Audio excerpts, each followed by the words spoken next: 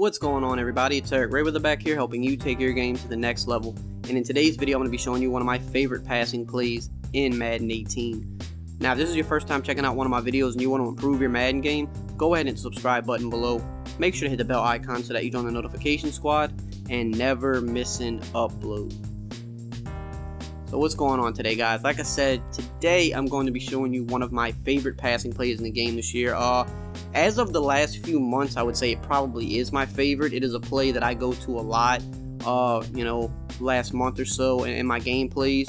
It can be found in the Packers playbook and in the Saints playbook only. Two playbooks that I really like this year, and I've been using the Packers playbook for a good little bit now. And you'll see that in some of the more recent gameplays that's going to be going up soon. You'll see me using this play a ton. But we're going to be in the tight offset tight end formation. You want to use the halfback one package because the regular stock formation has a tight end on the field. Now, if you have a really good tight end, you can leave that as is, but I like to use the halfback one package because that actually puts 4 wide receivers on the field, which is good for like speed purposes and stuff like that. And the play we're going to look at is the Y out. Now, this is a play that actually tournament player, professional player, Dub.W made pretty famous way earlier this year. He ran this play a lot in the tournaments earlier this year. I don't believe he runs it anymore. I think he kind of got away from it, but I saw him running it. I started mixing it into my offense, and then it slowly became a play that I went to like half of the game because it's just so consistent, and it's one of the most, if not the most consistent play in the game for me at this point of the year. So what you want to do is very simple on this.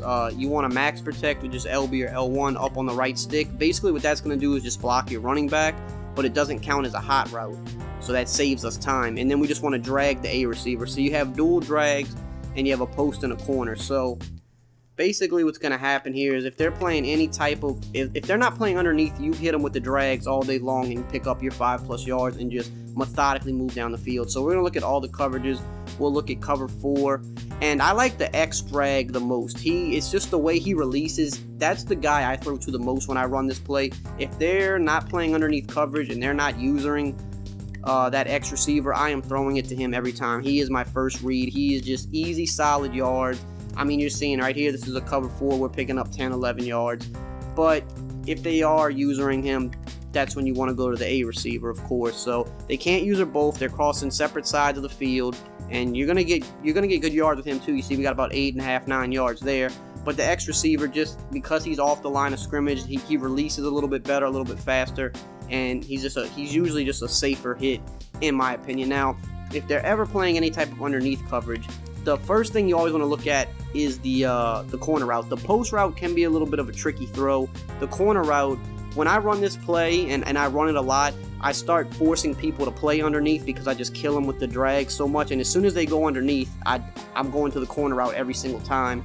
So you're going to see, and I like to kind of slide to the side of the corner a little bit, and you can throw a low pass lead. I think I'm actually playing on all Madden difficulty right now, so everybody in the secondary is going to play like they have 91 zone. But it's still not going to matter. If you feel like the defender's too close, just throw a low ball. You do this by pressing LB or L1 while you bullet the ball, and then you want to hold the possession catch. And as you can see, cornerback's breaking on it, but he can't get there in time. We're going to always be down in front of him. It looks like a scarier throw than it is, but if you just practice it a little bit, you'll see how safe it actually is. And you're going to do the same thing with B if they're playing underneath. Throw a low ball. LB or L1, throw the low ball, boom. It's easy just like that every time. So that was cover 4. Now we're going to go to cover 3, and it's going to be the same deal. Same deal. If they're not playing underneath, destroy them. I mean, look how open these drags get. The drag, you're going to eat all day with the drags because it just depends on what type of person you're playing. Some people never play underneath, and some people like to play underneath almost every down. But you can see, I mean, you just have to be patient. The drags cross. You can see how the X receiver is a little bit better, how you can hit him quicker, and he's usually open for more yards. But if you just have to be a little bit more patient when you're throwing the A, but he's going to be there every time. So again, if they play underneath, same business. You see them playing low, throw the low ball over the top to the corner route. He's going to get down every single time. And now I'm going to show you the post route versus the underneath coverage. As you can see, once he kind of crosses over, throw the low ball, hold possession catch, and the safety actually made a good play on it that time. We're going to run it a couple more times. Usually that doesn't happen, but like I said, the post route, the timing on the post route is a little bit trickier, and it is a little bit scarier. I don't typically throw the post very often when I use this play. You see the safety, because we're on all Madden right now, the safety is just lurking the heck out of it.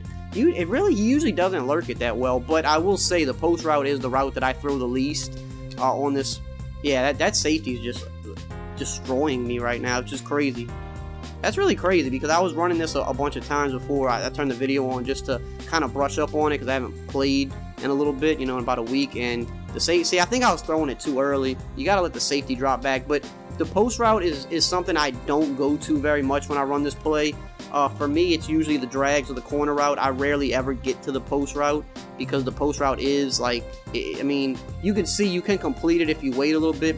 It's definitely better against cover 4 and cover 2 without a deep blue, but against cover 3, against cover 3, if you got a good safety back there, I mean, he can jump it. Yeah, you see, you kind of have to wait. You have to be a little more patient, let him drop further back. So that's that. Now let's get to cover 2. This play is really good against people that love to just run cover 2, because people that typically run cover 2 do not play underneath coverage. You rarely see that, and this is just, you drags all day long. And I mean, that's a 91 zone guy right there. We're on all Madden 91 zone, and we're still picking up 8 to 9 yards. And this is, I think, why Dubby kind of cooked this play up, why he went to it, because it is so consistent against cover 2. And people, you know, a little bit earlier in the year, kind of midway through the year, were just running the heck out of cover 2. I mean, they were just running it like consistently. And if you don't shade underneath with a cover 2, I mean, these drags will dominate for, you know, 6-7 yards every down, and you're gonna keep going downfield,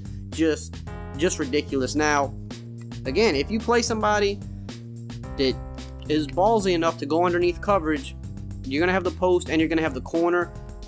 With the corner, you just want to be a little bit careful, because if they do have a 91 zone defender, they can recover, so you have to kind of be careful. And another little wrinkle you can do if you want to, like, motion snap X, sometimes I'll do that. It's not mandatory, but it's something you can do. And you see, playing underneath, boom, corner's wide open, and now I'm going to show you the corner, the post route. If they're playing underneath and they do not have a deep blue middle linebacker, which it's hit or miss, some people will do it, some won't. More experienced players are going to do it, more, you know, average players aren't. But if they're playing underneath coverage, no deep blue, post all day. If they do have the deep blue there, the post is not really going to be safe to throw. But mostly when you face cover 2, this is the typical cover 2 you'll see online. You're going to see just regular baseline, no underneath coverage, deep blue down the middle, and they're going to try to maybe user one of the drags, and they're not going to play underneath. So whichever drag they're not using, boom, you just go to the other one, and you take the yards all day long. And if you're having trouble against cover 2, this play is the go-to. Now we'll look at some man defense. Most people don't really run man, but again, you're gonna have some options against man. Like, if you know it's man, I would definitely motion snap X if you know it's man, just so he can get a little bit better release. But you can see, you know, easy 7 yards right there. I'm gonna show you the corner route is typically, it's a very sharp cutting corner route. I like to put my best route runner on the corner route just for situations like this, and we lead it to the outside. Should be an easy catch. He got hit there and dropped the ball. We'll run it one more time. I probably threw that a little too late. You want to kind of throw it right on his break, so we'll show you. But like I said, you're usually not going to face too much man. But if you do, I mean, the corner route, if you throw it on his break, you see. And that Devontae Adams on the game doesn't even have like crazy route running, so even still getting open. Now another thing you can do, if you're playing someone and you just know they're running a whole lot of man on you, you can actually leave Nelson on his little speed out, because that's one of the probably best man beating routes in the game. So if you're playing someone and they're just running man over and over for whatever reason, and you know that and you expect it, leave Nelson on his speed out. And then at this point you have 3 really good options. You have the drag, the corner, and then the speed out. When it cuts, you see the kind of separation you can get, and Jordy's not even that fast. So just another thing you can keep on the play if you're expecting man. Otherwise, I would always put him on a drag. But that is basically going to be it. To me, I mean, like I said, as of the last month or two, this is my favorite play in the game. I run this play a whole lot, and the average person online really has a lot of trouble stopping it, because it's just a pick your poison type deal. So if you're in the Packers playbook or the Saints playbook, this is one of the best plays in both of those playbooks that you should be using. It's a very good chain moving play. It's a good play to, you know, kind of base your offense around. It's not a sprinkle in play. It's a play that you can run up and down the field, you know, mix in the run, mix in a couple other pass plays. There's other good pass plays in these formations. But it's just one of those things where you make people pick their poison. Are they going to play underneath? Are they going to play over top? And then from there, you know, you watch where their user is and you just go to the opposite side of the field, and the average person you face online will have a lot of difficulty with this play. So definitely check it out. If you have custom playbooks, definitely put it in your custom playbook. This formation as a whole should be in your custom playbook if you have one. So that's all for today, guys. I hope you enjoyed this video and found it helpful. If you did, as always, just drop a like, comment, subscribe, and I will see you guys next time.